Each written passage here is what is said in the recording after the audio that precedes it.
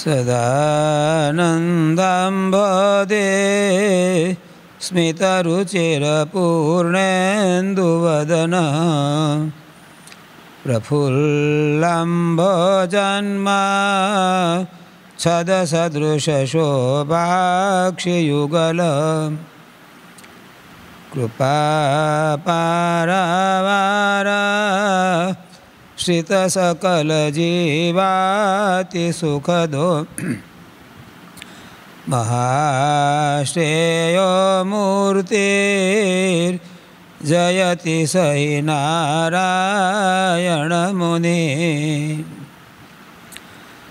सुदुर्जेयं नित्यं विविधनियमाचारनिरतैः रपि ब्रह्मेशानां प्रमुखसुरसङ्गस्वमहसा मनस्तत्तूर्णं यत् प्रसवमपि कुर्वन् श्रितवशे नरो बात्यज्ञानां दिशतु समतिं मे हरिरसौ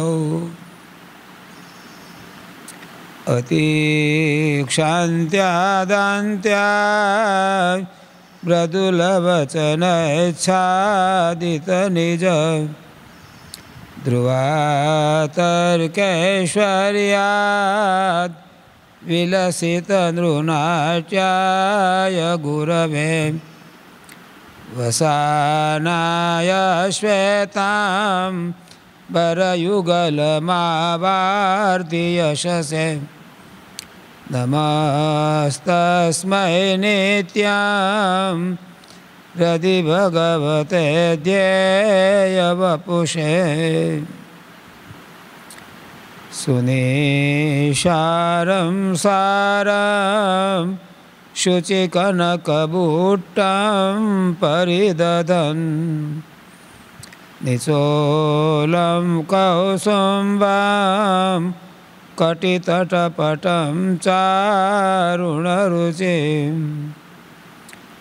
बहून् हारान् हैमान् वरवलयकेयूरमुकुटान् असद्वक्त्रेन्दुर्मे द्रशिजयतु नारायणमुनिः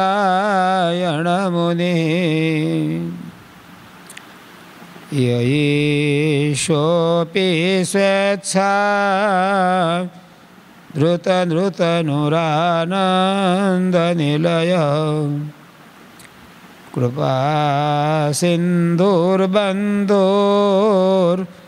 कृपासिन्धुर्बन्धुर्भवजलनिधौ दुःखितनृणाम्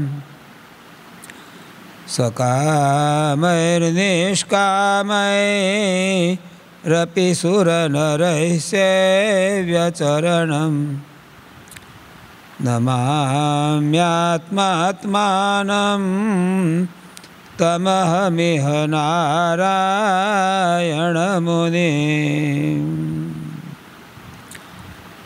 भवसंभवभीतिवेदनां सुखसम्पत् करुणानिकेतनं व्रतदानतपक्रियाफलं सहजानन्दगुरुं भजे सदा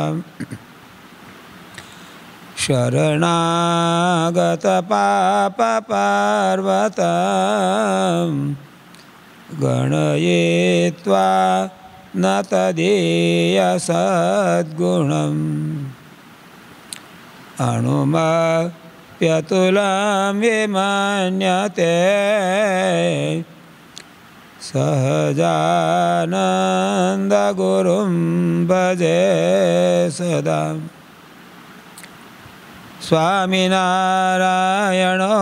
नीलकण्ठो नारायणो हरिः हरे कृष्णाश्च સહજાનંદઃ કૃષ્ણોસ્તુ મે હૃદિ નત્વા શ્રી સહજાનંદ સ્વામિनं ભક્તિધર્મજં તદ્વાણીં ચ શતાનંદં તતો જયમુદીરયેત શ્રૂયતાં દેવદેવેશ સ્વામિનારાયણ પ્રભો ત્વદીયેનાવધાનેન કથયિષ્યે શુભા કથા.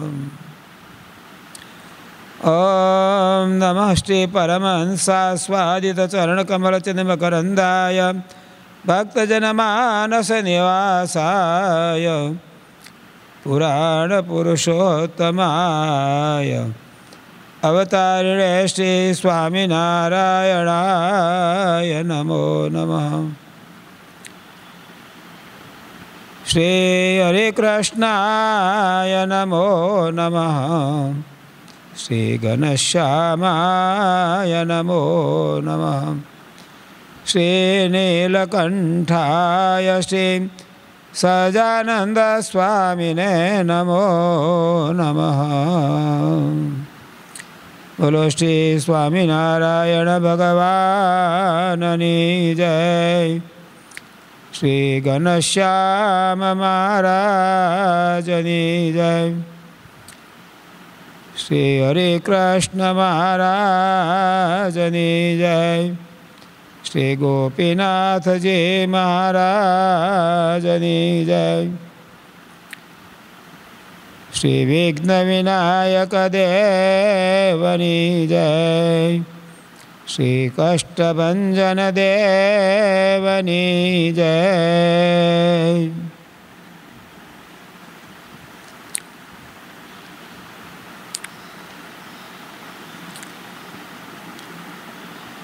ઉદ્ધવાધ્વ પ્રવર્તક. ભાગવતમાં શ્રી કૃષ્ણ ભગવાને યાદવોને વિનાશનો શાપ થયો પછી બધા પ્રભાસ જવા તૈયાર થયા. ભગવાને વિચાર કર્યો,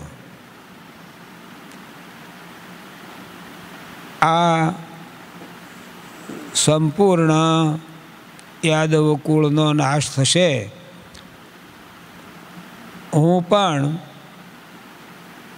આ ભૂમિનો ત્યાગ કરીશ. એ વખતે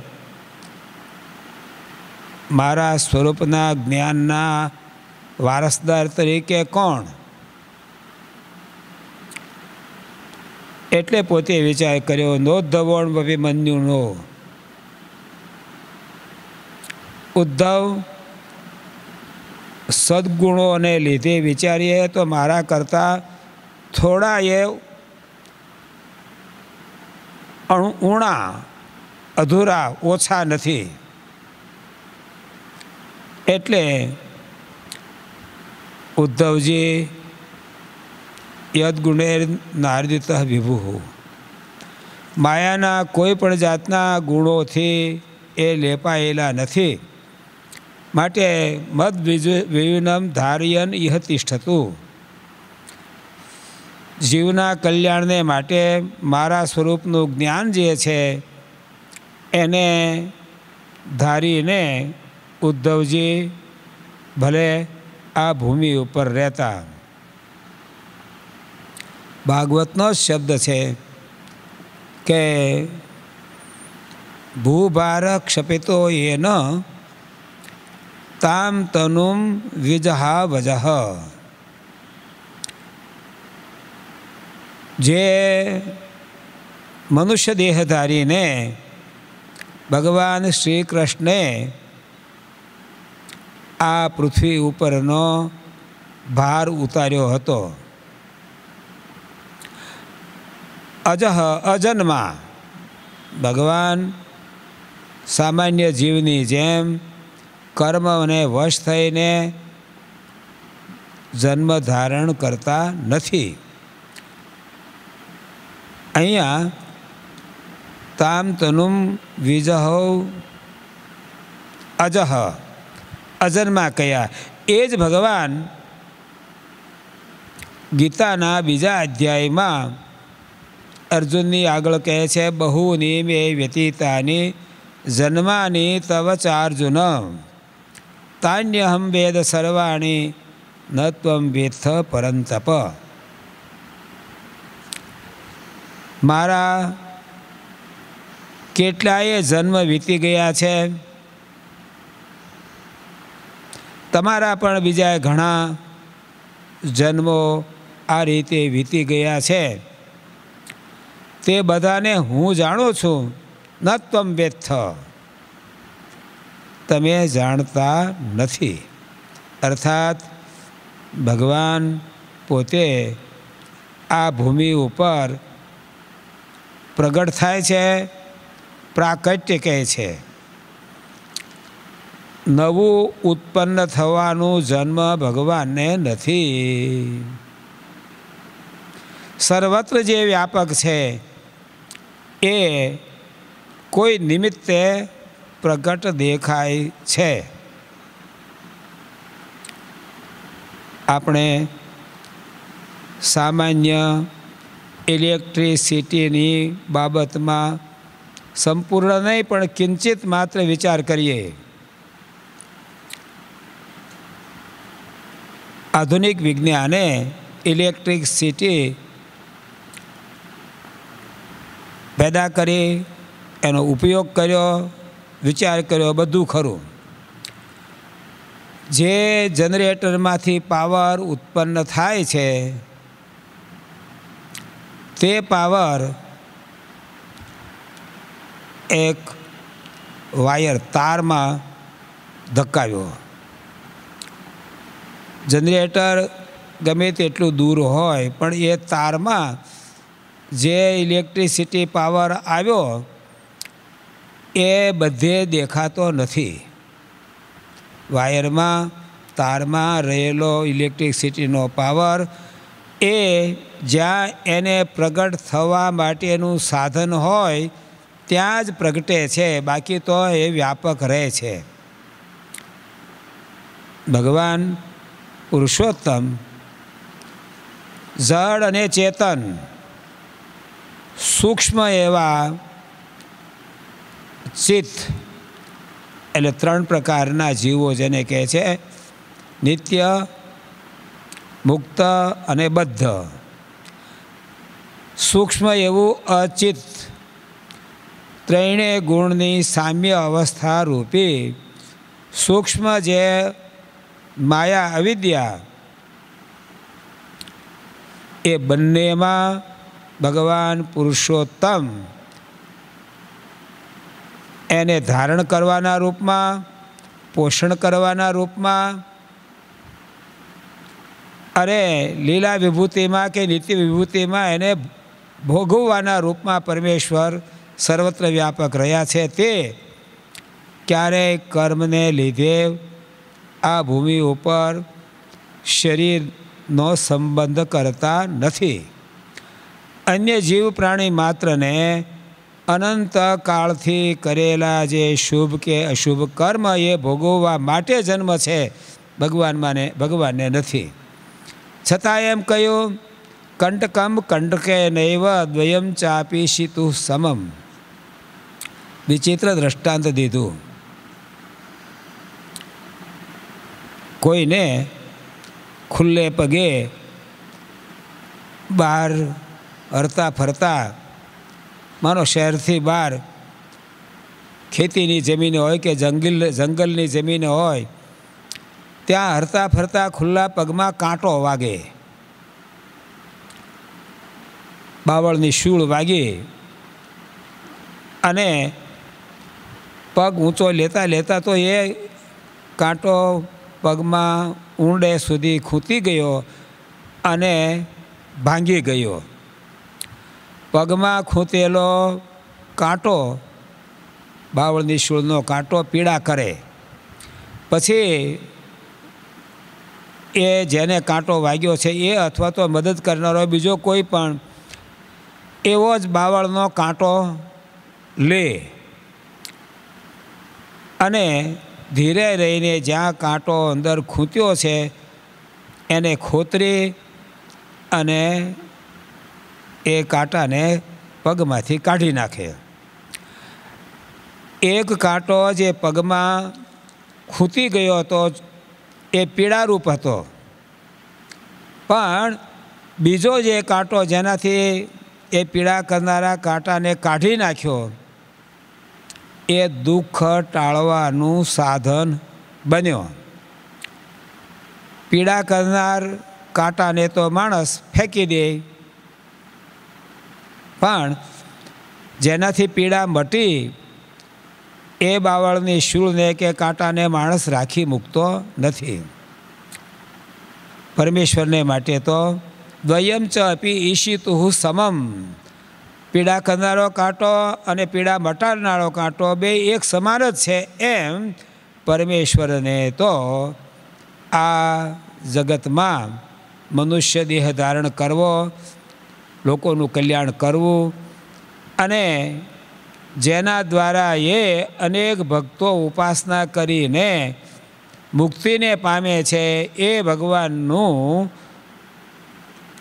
સ્વરૂપ ભલે માનવ સ્વરૂપ હોય છતાં એ માયિક કહેવાય નહીં.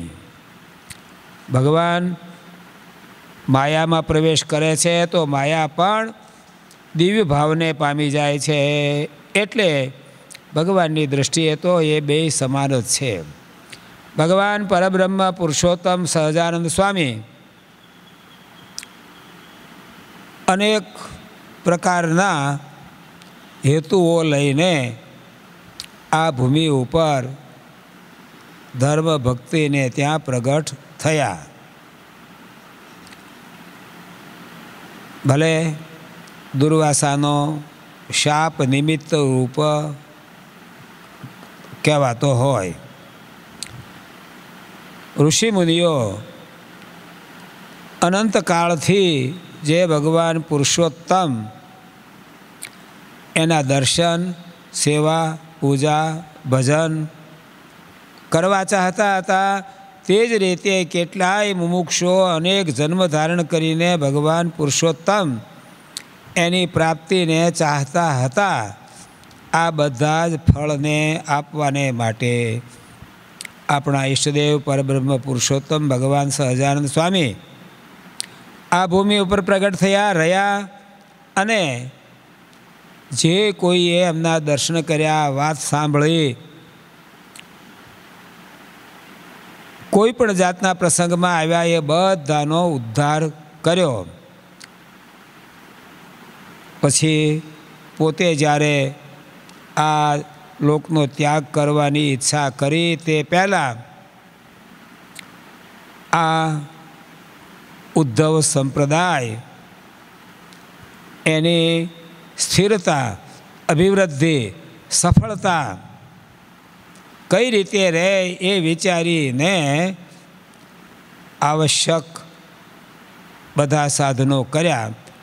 એમાં નિજ સ્વરૂપ મતયે શાસ્ત્રમ, પોતાના સ્વરૂપનું જ્ઞાન થાય એટલા માટે, પોતાના સ્વરૂપની મુમુક્ષુઓને પ્રાપ્તિ થાય, મોક્ષ થાય એટલા માટે શાસ્ત્રો રચ્યા. એ શાસ્ત્રમાં આ ભગવદ્ વાણી રૂપ શિક્ષાપત્રી છે.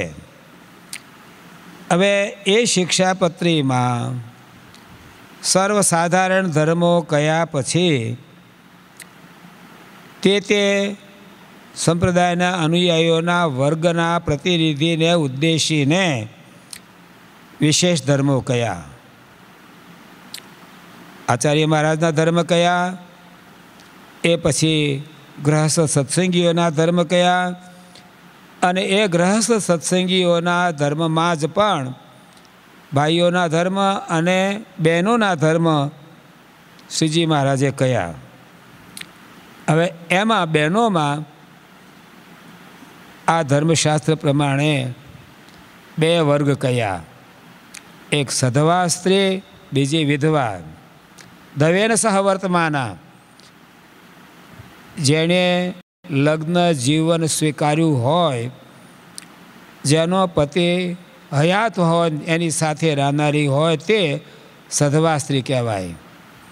પણ લગ્ન જીવન પછી જેને પોતાના પતિનો સ્વર્ગવાસ થવાથી કે જે વિયોગ થયો હોય, વિગત ધવ યસ્યા, જેનો પતિ હયાત ન હોય, એને વિધવા કહેવાય. આ બંનેના ધર્મ કહેતા સધવા સ્ત્રી એના નિયમો કહે છે. આ આખા સંસારમાં અનેક ધર્મગુરુઓ છે, અનેક મહાપુરુષોએ ધર્મની રીતિ બધી પ્રવર્તાવી છે. એમાં સૌથી પ્રાચીન અને બધી રીતે સક્ષમ એવો જો કોઈ દુનિયાની દૃષ્ટિમાં સંપ્રદાય હોય તો તે ભારતીય સનાતન ધર્મ છે. અને એમાં પણ સર્વોત્તમ જો કોઈ હોય તો તે આ ઉદ્ધવ સંપ્રદાય છે. જે ઉદ્ધવ સંપ્રદાયને લીધે જનમંગળમાં ભગવાન સ્વામિનારાયણનું નામ ઉદ્ધવાદ્વ પ્રવર્તક. ઉદ્ધવ સંપ્રદાયને પ્રવર્તાવનારા, પરિપુષ્ટ કરનારા યા સ્થિર રાખનારા આવા ભગવાન સ્વામિનારાયણ હંમેશા મન વચન કર્મથી સર્વથા પોતાના આશ્રિતો એ પવિત્ર રહે, એનું ચારિત્ર્ય શુદ્ધ રહે. પુરુષ હોય કે સ્ત્રી હોય, એ પોતાના નિર્મળ, વિશુદ્ધ, કલ્યાણકારી ચરિત્રથી ભ્રષ્ટ ન થાય એટલા માટે ખૂબ જ ઝીણવટથી વાત કહે છે. માનો સધવા સ્ત્રી છે, પતિની સાથે એનો નિવાસ છે, કુટુંબ પરિવાર છે, છતાં મનનો વિશ્વાસ કરીને ક્યારેય એ વર્તનમાં શિથિલ ન થાય. રૂપ યૌવનયુક્તસ્ય ગુણિનોન્ય નરસ્ય તું પ્રસંગો નૈવ કર્તવ્ય સાહી સાહજિકોપી સ. સધવા સ્ત્રીઓ તેણે શરીરનું સૌંદર્ય અને જુવાન અવસ્થા આ કોઈ પુરુષમાં હોય, વળી સારું જ્ઞાન ધરાવનારો નિષ્ણાત, કોઈ કર્મકુશળ યા વ્યવહાર કુશળ પુરુષ હોય તો એના પ્રસંગમાં આવવાથી મનનો વિશ્વાસ રહે કરવો નહીં. સહેજે પણ પરપુરુષનો પ્રસંગ કરે તો સંભવ છે કે એ પોતાના નિયમ વ્રતથી ભ્રષ્ટ થઈ જાય. સહસાપી પ્રસંગેન યુનામ યોષિત વિનશતે અપી સાધ્વી સમાચારા યથા હિ યુવતે પુમાન. આનુશાસનિક પર્વમાં મહાભારતમાં એમ કહેવાય છે કે જુવાન અવસ્થામાં રહેલા પુરુષના સંસર્ગથી ભલે સદાચાર પરાયણ રહેતી પતિવ્રતા સ્ત્રી હોય તો પણ તેનું પવિત્ર જીવન સત્વરે નાશ પામી જાય છે. એ રીતે જ યુવતી સ્ત્રીનો સંપર્ક રાખતા પુરુષ પણ ભલે ગમે તેટલું પવિત્ર જીવન વિતાવતો હોય તો પણ તેનું પવિત્ર જીવન નષ્ટ થઈ જાય છે. માટે પતિવ્રતા સ્ત્રીએ સહજ રીતે પણ પરપુરુષનો પ્રસંગ ન રાખવો. સ્ત્રી અથવા પુરુષ એનું ચારિત્ર્ય શુદ્ધ રહે એટલા માટે ઘણી જાતના કડક નિયમો કયા છે. પરાશર મુનિએ સ્મૃતિમાં લખ્યું છે કે પિતા રક્ષતે કૌમારે, કુમાર અવસ્થા, સ્ત્રીને શરૂઆતની જે કુમાર અવસ્થા છે એમાં એના ધર્મની રક્ષા એનો પિતા કરે. જુવાની અવસ્થા જ્યારે સ્ત્રીમાં આવે ત્યારે એના ધર્મની રક્ષા તેનો પતિ કરે. અને જ્યારે સ્ત્રીને વૃદ્ધ અવસ્થા આવે ત્યારે એના ધર્મની રક્ષા એના પુત્રો કે પૌત્ર ઇત્યાદિ કરે. નાસ્તિ સ્ત્રીણામ સ્વતંત્રતા. સ્ત્રીઓને એકદમ સ્વતંત્રતા આ શાસ્ત્રોમાં ના કહે છે, જેનાથી સ્વચ્છંદતા આવે. માધવે કહ્યું છે કે સધવા કે વિધવા સ્ત્રી સ્વતંત્ર રીતે જો રહેતી હોય તો એના ચારિત્ર્યને તે બચાવી શકતી નથી, એમાં વિઘ્ન આવે છે. વળી આગળ કહે છે, દરેક શનાભ્યુરુકુચા નુત્તરીયા ચ નો ભવેત સાધ્વી સ્ત્રી ચ ભંડેક્ષા ન નિર્લજ્જાદિ સંગીની. યુગો પહેલાં આ જગતની જ્યારે સૃષ્ટિ થઈ ત્યારે બ્રહ્માએ દેવતાઓ એની વિવિધ સૃષ્ટિ કરી. મનુ અને સત્યરૂપા દ્વારા એ મનુષ્યની સૃષ્ટિ કરી. ઉપરના 6 કે 7 લોકે ભૂર, ભૂવર, મહર, જન, તપ અને સત્ય. અધોલોક અતળ, વિતળ, સુતળ, તળાતળ, મહાતળ, રસાતળ ને પાતાળ. આ 14 લોકના બ્રહ્માંડમાં ભારતીય આ શાસ્ત્રો પ્રમાણે વિવિધ પ્રકારના પ્રાણીઓની સૃષ્ટિ કરી. એમાં માનવ સૃષ્ટિ, મનુ અને શત્રુપાની પ્રજા. માનવને માટે જે ધર્મ કયો એ ધર્મ આજના વર્તમાન સમયને બિલકુલ ગમે તેવો નથી. ગમે તેવો નથી, અથવા તો આજે જ્યાં ધર્મો કહેવાયા ત્યારે ભારતીય પ્રજા પૂરતા જ લગભગ દેખાતા હશે. પણ આખા વિશ્વની અંદર વિવિધ પ્રકારની જાતિઓમાં મનુષ્યોનો વિકાસ થયો ત્યારે ભારતીય ધર્મ કે મર્યાદાઓ ત્યાં હતી નહીં. આજે વસુધૈવ કુટુંબકમ જેવું થયું છે. આખી પૃથ્વીના મનુષ્ય માત્ર કુટુંબની જેમ એકાબીજાની સાથે હળતા મળતા થઈ ગયા છે, ભળતા થઈ ગયા છે.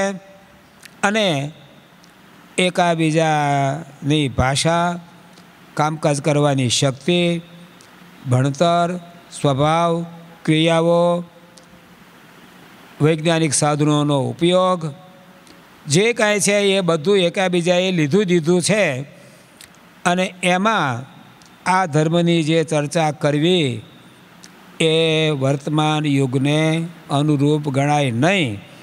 છતાં પણ ભગવાન સ્વામિનારાયણે સનાતન ધર્મની મર્યાદાને આ પોતાના સંપ્રદાયમાં પણ જાળવી રાખવા માટેના શબ્દો લખ્યા છે. એ શબ્દ ખાલી મૂળ માત્રના જ કહું છું. પતિવ્રતા એવી જે સુવાસિની સ્ત્રીઓ, તેમણે પોતાની નાભી, સાથળ અને છાતી અન્ય પુરુષ કોઈ દેખે એમ ખુલ્લા વર્તવું નહીં. ઓઢણીનું વસ્ત્ર ઓઢ્યા સિવાય ઉઘાડે શરીરે રહેવું નહીં. ભાંડ ભવાય જોવા જવું નહીં. નિર્લજ્જ એવી જે સ્વૈરિણી, કામિની અને પુંશ્ચરી આવી સ્ત્રીઓ જે સર્વથા પોતાના સંયમથી, ચારિત્રથી ભ્રષ્ટ હોય એનો સહવાસ રાખવો નહીં. શ્યાથી પતિવ્રતા સ્ત્રી હંમેશા પોતાના પતિને મન કર્મ વચનથી અનુકૂળ થઈને રહેતી હોય છે. આર્તાર્તે મુદિતે રષ્ટા પોષિતે મલિના કૃષા મૃતે મ્રિયેત યા પત્યો શાસ્ત્રી જ્ઞેયા પતિવ્રતા. પતિ જ જેનું વ્રત છે આવી જે વિવાહિત ગ્રહસ્થ સ્ત્રી એને માટે એવા શબ્દો કયા? પતિને મન વચન કર્મથી અનુસરે. પતિ જો થોડો ઘણોય દુખ્યો થાય તો એની પતિવ્રતા નારી દુઃખી થઈ જાય. પતિ જો પ્રસન્ન રહેતો હોય તો તે પ્રસન્ન રહે. અને પતિ જો પરદેશ ગયો હોય તો ઘરમાં એકલી રહેલી સ્ત્રી એની ચિંતાથી ક્રશ થઈ જાય.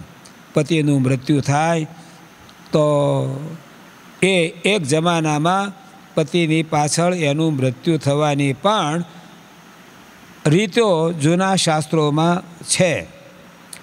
પણ શ્રીજી મહારાજ તો અહીં એમ કહે છે કે જે સ્ત્રીઓ બ્રહ્મચર્ય પાલન કરી ન શકે, કેવળ અનિત્ય સ્વર્ગીય સુખ પામવાની ઈચ્છા રાખતી હોય એને માટે જ પતિની પાછળનું અનુમરણ કહેતા સતી થવાની વાતો શાસ્ત્રમાં કહેવાય છે. પણ જે સ્ત્રી પતિના મૃત્યુ પછી સંયમ પાળી પોતાના જીવના મોક્ષને માટે ભગવાનની ભક્તિ ઉપાસના કરતી રહે અને પોતા કરતાં વહેલા ગયેલો જે પતિ એનો પણ ઉદ્ધાર કરે એ રીતે વિધવા સ્ત્રી પોતાનું શુદ્ધ જીવન રાખે એને માટે કોઈ સતી થવાની વાત કહેવાની નથી. ભૂષા સદન શુકદ્રતિ પરગેહોપવેશનમ ત્યાજ્યમ હાસ્યાદિતસ્તિભીર પત્યો દેશાંતરમ ગતે. સ્ત્રી વિવાહિત જીવનમાં હંમેશા પતિની સાથે રહે, પણ કોઈ પ્રસંગવશ અથવા તો કામકાજ કે ધંધાને માટે થઈને પતિ જો પરદેશ જાય તો સ્ત્રીએ સાદાઈથી રહેવું. શરીર ઉપર સારા નવા કપડાં કે ઘરેણાઓ ન પહેરવા. પતિ પરદેશમાં ગયો હોય ત્યારે પોતાના ઘરમાં રહેનારી એવી પતિવ્રતા સ્ત્રી પાર્કે ઘેર બેસવા ન જાય અને મર્યાદા છોડી અને અન્ય લોકોની સાથે હાસ્ય વિનોદાદિક ન કરે. આ રીતે પતિવ્રતા સ્ત્રી એટલે ગ્રહસ્થ વિવાહિતા સ્ત્રી એના ધર્મો કયા પછીથી શ્રીજી મહારાજ વિધવા સ્ત્રીના વિશેષ ધર્મો કહે છે. હું આગળ કહી ગયો, ધવ એટલે પોતાનો વાલો પતિ, એની ગેરહાજરી. વિગત ધવ યસ્યા, જેના પોતાના પ્રિય પતિની આ જગતમાં ગેરહાજરી થાય એટલે પતિનું મૃત્યુ થાય તો એની સ્ત્રીને વિધવા કહેવામાં આવે છે. આ વિધવા સ્ત્રીઓએ પતિ બુદ્ધિથી ભગવાનની સેવા કરવી. ભગવાનની ભક્તિ કરતાં કરતાં પિતા યા પુત્ર ઇત્યાદિકની મરજી પ્રમાણે એની આજ્ઞામાં રહેવું, પણ સ્વચ્છંદીપણે ક્યારેય વિધવા સ્ત્રીએ રહેવું નહીં. વિષ્ણેસ્તુ સેવનમ કાર્યમ પતિ બુદ્ધ્યા નચાન્યથા. સ્કંદ પુરાણના કાશીખંડમાંનું આ વાક્ય છે. શુદ્ર કમલાકરમાં મદનપારી જાતકમાં પણ વિધવાના ધર્મમાં આ વાક્ય કહ્યું છે કે પોતાનો પતિ આ જગતમાં રહ્યો નથી. ખરેખર પતિ શબ્દનો અર્થ તો શું છે? પાતિ રક્ષતી સર્વથા ઇતિ પતિ. બધી જ રીતે સ્ત્રીનું રક્ષણ કરે. શરીરનું રક્ષણ તો ઠીક, યશ આબરૂ આચાર આજીવિકા એ બધાનું રક્ષણ તો ઠીક, પણ અજ્ઞાનથી રક્ષા કરે, પાપથી રક્ષા કરે, નરક યાતનાથી કે લક્ષ 84થી રક્ષા કરે, એવા ખરેખર રક્ષક તો સૌને માટે પતિ ભગવાન છે. તો વિધવા સ્ત્રીને એમ કહે છે, પતિ બુદ્ધ્યા વિષ્ણુસ્તુ સેવનમ કાર્યમ. મારા વાસ્તવમાં પતિ ભગવાન નારાયણ છે એમ ધારીને એની સેવા ભક્તિ ઇત્યાદિ કરવું. આ પછી વિશેષ વ્યવહારની વાત કહેતા શ્રીજી મહારાજ કહે છે કે વિધવા સ્ત્રીએ પોતાના નજીક સગા સંબંધ સિવાયના કોઈ પણ પુરુષ એનો સંપર્ક ન રાખવો, કથા એને અડવું નહીં. અને પોતે વિધવા સ્ત્રી જુવાન હોય તો જુવાન અવસ્થામાં રહેલા જે અન્ય પુરુષો એની સાથે બોલવું નહીં, અડવું નહીં, બોલવું નહીં. અને તેથી આગળ વાત કહેતા કહે છે કે પુરુષ માત્રને ન અડવું એ તો ઠીક છે, પણ સ્તનંદયસ્ય નુસ્પૃશ્ય ન દોષોસ્તિ પશુરીવ.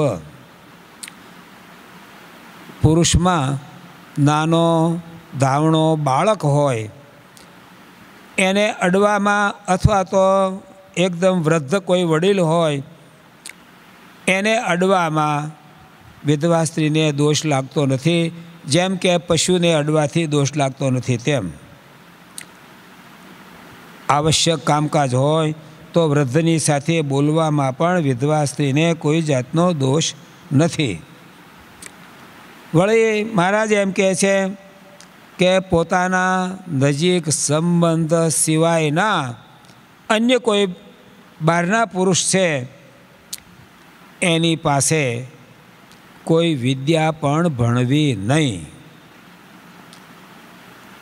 જુવાન અવસ્થામાં રહેલી વિધવા સ્ત્રી અન્ય કોઈ પુરુષની પાસેથી કોઈ ગુણ શીખે, ભાષા શીખે કે કોઈ જ્ઞાન મેળવે તો એનો કાયમનો સંપર્ક જે છે એ એના ચારિત્ર્યને સ્થિર રહેવા દેતો નથી. વળી આ વિધવા સ્ત્રીઓએ સંયમ પાળવાને માટે થઈને પોતાના આત્માની કે શરીરની શુદ્ધિને માટે પણ વ્રતોપવાસૈ કર્તવ્યો મુહુર્દેહ દમસ તથા શાસ્ત્રોમાં કહેલા અનેક પ્રકારના પુણ્યકારી વ્રતો અને એકાદશી કે ઇત્યાદિ વ્રતો અને પવિત્ર દિવસોએ ઉપવાસ કરીને પોતાના શરીરનું દમન કરવું.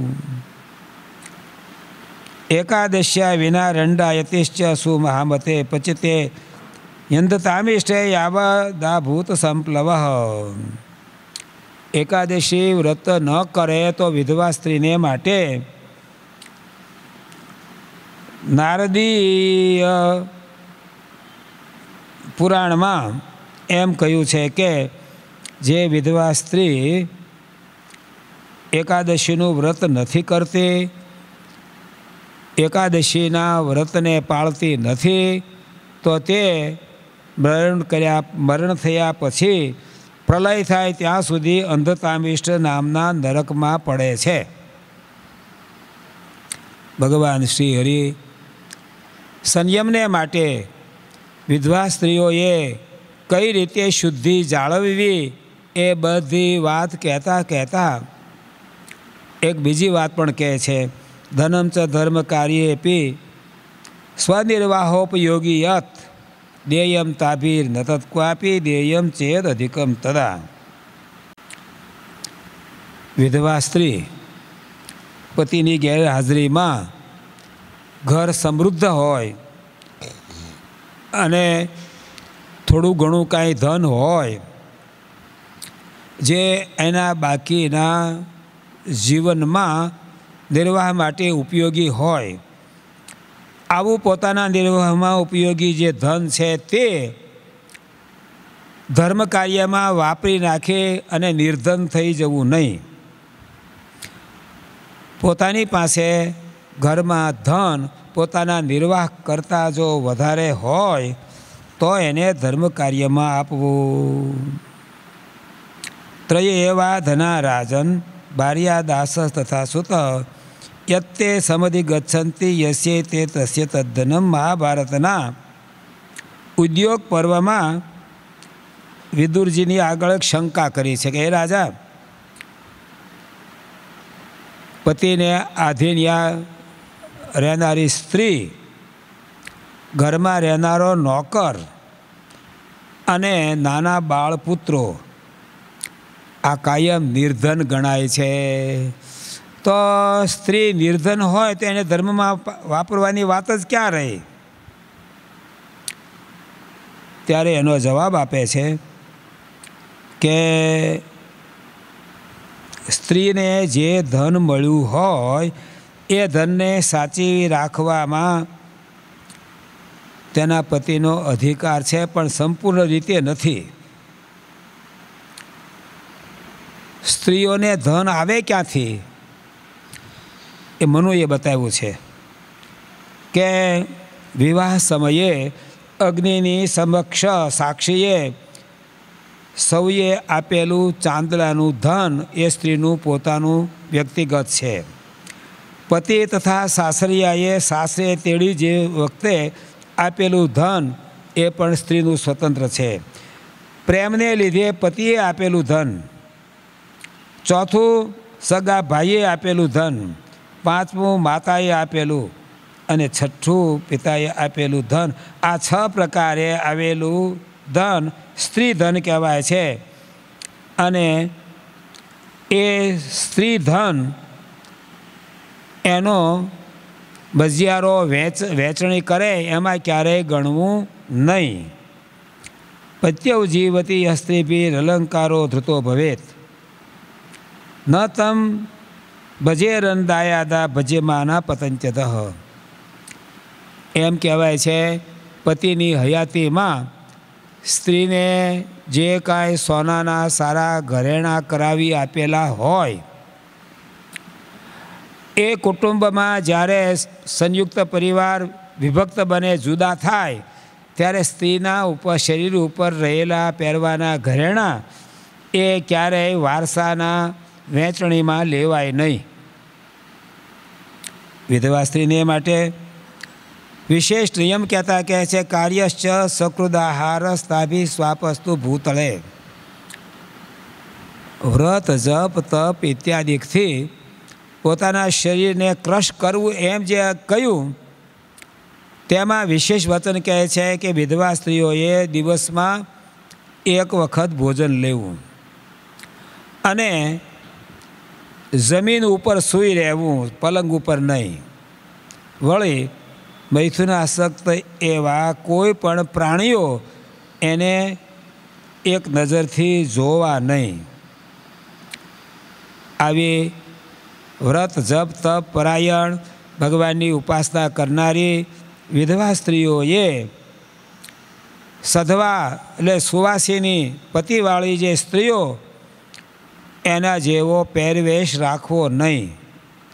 તેમજ સંન્યાસણીના જેવો, વૈરાગણીના જેવો કે કોઈ વિકૃત વેશ પણ રાખવો નહીં. સીધો સાદો પોતાની નાત જાત કુળ ધર્મ આ બધાને અનુરૂપ રહી અને ભગવાન ભજાય એ રીતે જીવન વિતાવવું. સંગો ન ગર્ભપાતી ન્યા સ્પર્શ કાર્યશ્ચિ યોષિત શૃંગાર વાર્તા ન નૃણામ કાર્યાશ્રવ્યા નવય કચિત.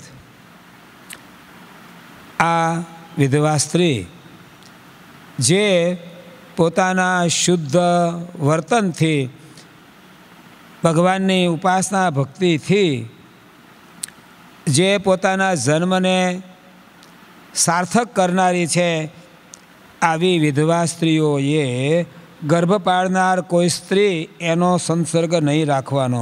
અરે તેને અડવું પણ નહીં. વળી શૃંગાર વાર્તા નંદૃણામ કાર્યા પુરુષની શ્રૃંગાર રસ સંબંધી જે વાર્તા એ ક્યારેય કહેવી નહીં અને સાંભળવી પણ નહીં.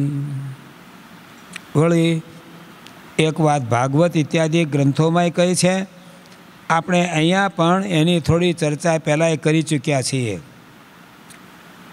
કે યુવા અવસ્થાને વિશે રહેલી એવી જે વિધવા સ્ત્રીઓ તેમણે યુવા અવસ્થા એટલે જુવાન અવસ્થામાં રહેલા પોતાના સંબંધી પુરુષ એની સાથે એકાંત સ્થળને વિશે આપતકાળ સિવાય ક્યારેય રહેવું નહીં.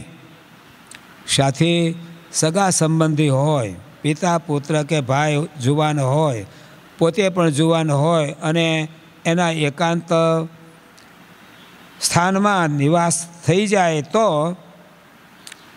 એનો ધર્મ સચવાતો નથી. તારુણ્યેન જગત જેતુમ વાતે નિધ યુવાનલ શક્નોતિ સહસા કામો દુર્નિવાર્યો હિ સાધનૈ હિ.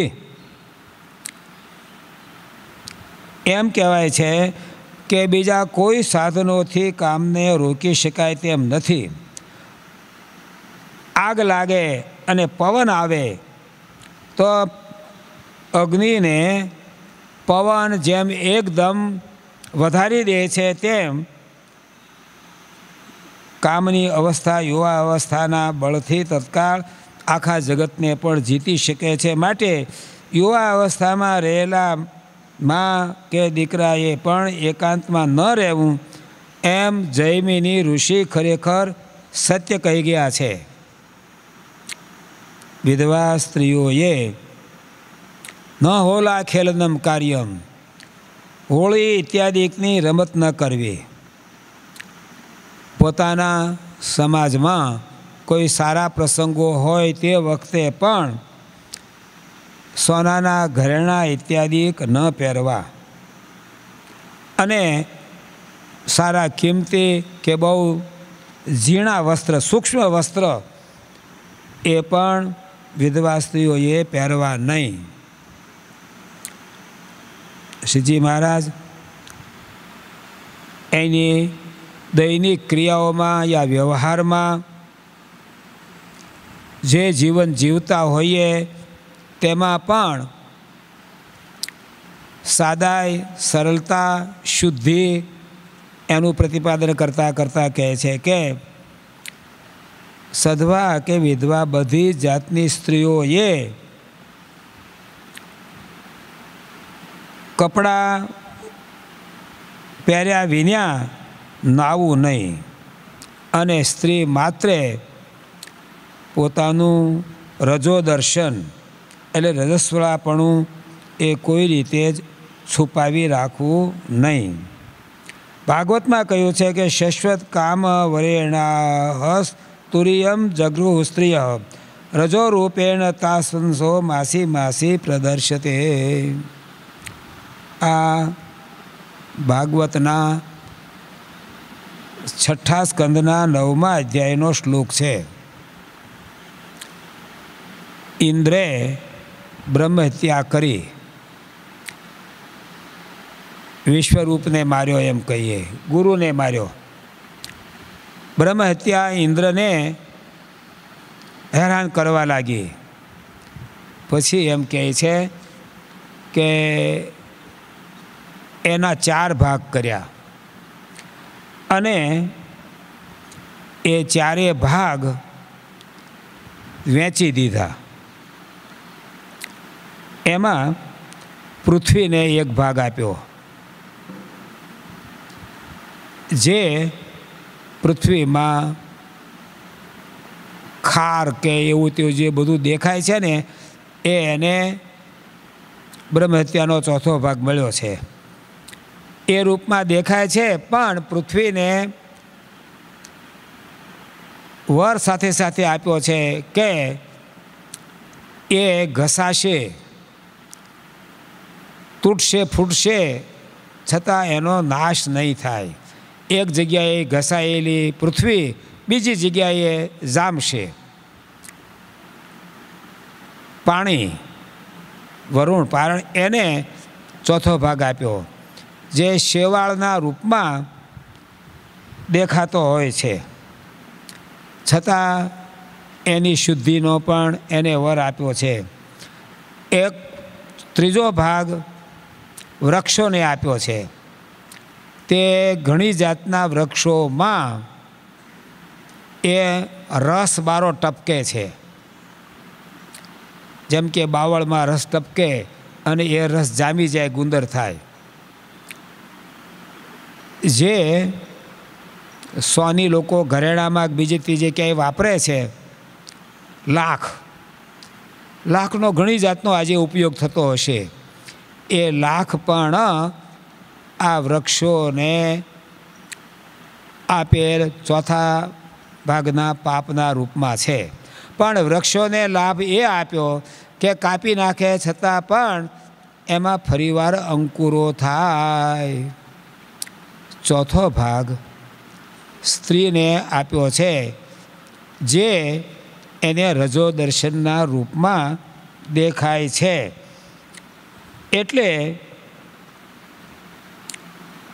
ગર્ભધારણ કર્યા પછી પણ કામ સુખ માણી શકે આવા વરદાનની સાથે સ્ત્રીઓએ બ્રહ્મહત્યાનો ચોથો ભાગ લીધો છે. એટલે શ્રી હરિએ આ પ્રાચીન સ્ત્રી ધર્મ પાળવા માટેની પણ આજ્ઞા કરી છે. મનુષ્યમ ચાંશુકાદિની નારી ક્વાપી રજસ્વલા દિનત્રયમ સ્પર્શે નૈવ સ્નાત્વા તુર્યેની સાહસ પ્રસેત. રજો ધર્મ પ્રગટ થયેલી સ્ત્રી એટલે રજસ્વલા સ્ત્રી, એણે 3 દિવસ સુધી કોઈ માણસને કે કપડાં કે પાત્રો ઇત્યાદિકને અડવું નહીં. ચોથે દિવસે સ્નાન કર્યા પછી એ શુદ્ધ થાય છે, એમ આ શાસ્ત્રોમાં કહ્યું છે. પરસ્પર રજસ્વલા સ્ત્રીઓએ પણ એકાબીજાનો સ્પર્શ કરવો નહીં. રજસ્વલા સ્ત્રી બીમાર પડે, તાવ આવે, 3 દિવસ થઈ જાય, તાવ ઉતર્યો ન હોય તો શું કરવું? ત્યારે કહેવાય છે કે જે અન્ય સ્ત્રી જે રજો ધર્મમાં ન હોય એણે સ્નાન કરી અને રજસ્વલા બીમાર સ્ત્રીને અડવું. એમ સ્નાન કરીને 2-4 વખત અડે પછી એના કપડાં બદલાવી નાખે, ત્યારે રજસ્વલા સ્ત્રી વગર સ્નાને પણ શુદ્ધ ગણાય છે. શ્રીજી મહારાજે ગૃહસ્થના ધર્મો કયા, એ ગૃહસ્થમાં પણ સધવા સ્ત્રીઓના ધર્મ કયા અને આ વિધવા સ્ત્રીઓના પણ ધર્મ કયા. આપતકાળના ધર્મો પણ કયા અને સર્વસાધારણ જીવન જીવતા હોઈએ એ વખતે આ ધર્મ કેમ પાળવા એ પણ કયા છે. સામાન્ય જનજીવન જીવતા હોઈએ એ વખતે આચાર કે વ્યવહાર કે એ બધું અલગ હોય છે. અને રોગાદિક આપતકાળ આવી પડે, અરે રાષ્ટ્ર વિપ્લવ થાય, ગ્રહ યુદ્ધ જેવો થાય અને દુષ્કાળ પડે, એવે સમયે જે રીતે પોતાના પ્રાણની રક્ષા થાય અને દેવતાઓએ પણ ઈચ્છેલા આ દુર્લભ દેહનો વિનાશ ન થાય, એ રીતે આ બધા ધર્મો પાળવા એમ ધર્મશાસ્ત્રકારોનો આપેલો આપત ધર્મમાં નિર્ણય છે. શ્રીજી મહારાજે વિશેષ ધર્મો કહેતા આચાર્ય, ગૃહસ્થ પુરુષો, સધવા સ્ત્રીઓ અને વિધવા સ્ત્રીઓના વિશેષ ધર્મ કહીને એ પછી જે પોતાના આશ્રિત ત્યાગીમાં પણ જે બ્રાહ્મણ જાતિમાં જન્મી સંસારનો ત્યાગ કરી સંપ્રદાયની વિશેષ દીક્ષા ગ્રહણ કરે એને નૈષ્ઠિક વ્રતવાળા બ્રહ્મચારી કહેવાય છે.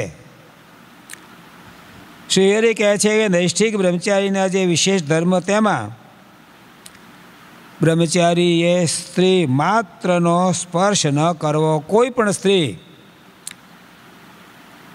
બાલિકા હોય, યુવતી હોય, વૃદ્ધ હોય, એ સ્ત્રીઓનો સ્પર્શ ન કરવો, તેની સાથે બોલવું નહીં અને જાણીને એ સ્ત્રીની સન્મુખ જોઈ રહેવું નહીં.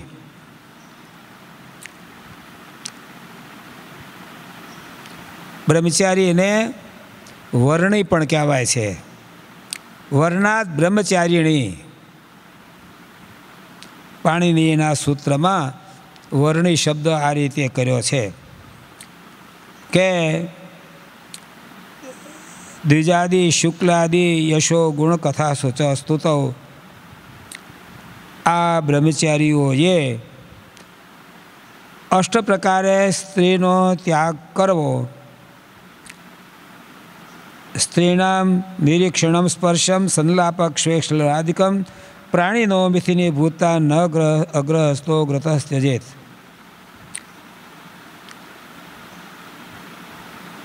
અહીંયા સામાન્યપણે બધી સ્ત્રીઓના સ્પર્શનો નિષેધ કર્યો છે. ભાગવતમાં કહે છે કે બ્રહ્મચારી, વાનપ્રસ્થ અને સંન્યાસીઓએ સ્ત્રીને જોવી, તેને અડવું, તેની સાથે વાતચીત કરવી, હાસ્ય વિનોદ કરવો વગેરેને દૂરથી છોડી દેવા અને ગ્રામ્ય ધર્મ એટલે મૈથુનાસક્ત પ્રાણીઓ તરફ દ્રષ્ટિ કરવી નહીં. કેટલીક સ્મૃતિમાં ક્યાંક એવા વચનો દેખાય છે. જન્મ આપનારી માં, હગી માં કહેવાય. સાવકી માં, સાવકી એટલે ગામડાની ભાષામાં કહેવાય ઓરમાન માતા, ગુરુપત્ની. અને એના જેવી જે બીજી વડીલ સ્ત્રીઓ હોય એનો સ્પર્શ કરવામાં બ્રહ્મચારીને બાધ નથી. આવું જે સ્મૃતિનું વચન છે એની સાથે વાંધો નહીં આવે. તમે સ્ત્રી માત્રનો સ્પર્શ કરવાની ના કહો છો ત્યારે સમાધાન કરે છે કે ઉપકુર્વાણક, માનો જનોઈ નો સંસ્કાર લે, વેદાધ્યયન કરવા જાય તો જે વેદનું અધ્યયન કરનાર વર્ણી યા બ્રહ્મચારી એને ઉપકુર્વાણક કહ્યો છે. તો એવા ઉપકુર્વાણકને ગુરુપત્ની કે ગુરુપત્નીના જેવી પોતાની મા કે કોઈ વડીલ એની સાથે બોલવામાં વાંધો નથી એમ કહ્યું છે. મનુ મહારાજે કહ્યું છે, આચાર્ય ભણાવનારા ઉપાધ્યાય માતા પિતા અને ગુરુના મરણ પછી તેના શબ્દને ઉપાડવાથી બ્રહ્મચાર્ય વ્રતને કોઈ દાગ લાગતો નથી. બ્રહ્મચારીને માટે હર એક રીતે નાભિવાદ્યા ગુરુપત્ની સ્પૃષ્ટાંગ્રી બ્રહ્મચારીણા સ્વભાવ ચંચળ સ્ત્રીના દોષ પુંસામ અતસ્મૃત. બ્રહ્મચારીએ ગુરુની પત્નીના ચરણે અડીને પગે લાગવું નહીં. સાથે કે એનો સ્વભાવ અત્યંત ચંચળ છે અને એને હિસાબે ડાયો માણસ વિદ્વાન હોય તો પણ એ પોતાના ધર્મથી ચલિત થઈ જાય છે. વિદ્વાંસમ અપ્યવિદ્વાંસમ યતસ્તા દર્શયંત્યલમ. વિદ્વાન હોય કે અવિદ્વાન હોય પણ એનો સ્પર્શી ઇત્યાદિકનો જે સંપર્ક છે તે એને ધર્મથી ભ્રષ્ટ કરે છે. પુરાણોમાં ઘણી એવી કથાઓ છે. જેમ કે નારદ અને પર્વત અંબરીશ રાજાને ત્યાં ગયા. અંબરીશ પરમ વૈષ્ણવ ભગવાનના એકાંતિક ભક્ત હતા. આ બંને ઋષિઓ આવ્યા, એમનો સત્કાર કર્યો, રાજી થયા. મહાપુરુષો જાણે અને અંબરીશે પોતાની જયંતી નામની કન્યા એની બાબતમાં પૂછ્યું કે આપ આ બ્રહ્માંડમાં ફરો છો, આ કન્યાને લાયક વર તમે બતાવશો? હવે એ જયંતીનો હાથ જોયો એટલી જ વારમાં બંનેના હૃદયની અંદર વાસના પેદા થઈ અને રાજાને કહ્યું કે આને લાયક તો અમે છીએ. અંબરીશ મૂંઝાણા. એક પુરુષને સંભવ છે કે બે પત્નીઓ હોઈ શકે, પણ એક કન્યાને એકી સાથે બે પતિ કેમ મળે? ચર્ચા વિચારણા કરતાં નક્કી થયું કે કન્યા સ્વયંવરા હોય છે. રાજા મહારાજાઓની કે આવી સંપન્ન કન્યાઓ છે એ પોતાનો પતિ પોતે પસંદ કરી લે છે. સ્વયંવર નક્કી થયો. નારદ અને પર્વત બંને બ્રહ્માદિક દેવતાઓએ પણ વંદન કરવા લાયક પૂજ્ય પવિત્ર શુભ ગુણવાળા હતા. પણ કામની વાસના પેદા થઈ તો પરસ્પર એકાબીજાનો અવિશ્વાસ કે ઈર્ષ્યા કે અસંતોષ થયો. બંનેએ વિચાર કર્યો કે આ મને નહીં મળે તો. એટલે નારદ પર્વતને અને પર્વત નારદને છેતરીને ભગવાન વૈકુંઠપતિની પાસે ગયા અને વર મેળવ્યો કે અંબરીશ રાજાની જયંતી કન્યાના સ્વયંવરમાં અમે બેસવાના છીએ, થોડું કુતૂહલ કરવા માટે જઈએ છીએ, તો અમને ત્રિલોકીમાં સૌથી વધારે અધિક સૌંદર્ય આપો. ભગવાને આ કહી. પણ મહારાજ એક વાત કહીએ. નારદ કહે છે જો પર્વત આવે ને તો એને એવું આપજો કે સ્વયંવર પૂરતું એનું મુખ માકડાનું થાય, વાંદરાનું થાય. જ્યારે બીજાએ બીજાનું રૂપ માકડાનું માગ્યું, સ્વયંવર રચાયો. બીજા બધા રાજા રાજકુમારો આવેલા. સૌએ આ બેને જોયા ત્યારે નક્કી કર્યું કે આ બેમાં કોને વરસે? આપણને તો નહીં વરે. જયંતી વરમાળા લઈ અને મંડપમાં જ્યાં આવે છે ત્યાં એ જ વખતે બેયને પહેલાં બેઠેલા વાંદરા દેખ્યા. એટલે એકદમ કન્યા પાછી ફરી ગઈ. રાજાએ પૂછ્યું ત્યારે એણે વાત કરી. પછી અંબરીશે બંનેના મોઢા દર્પણમાં બતાવ્યા.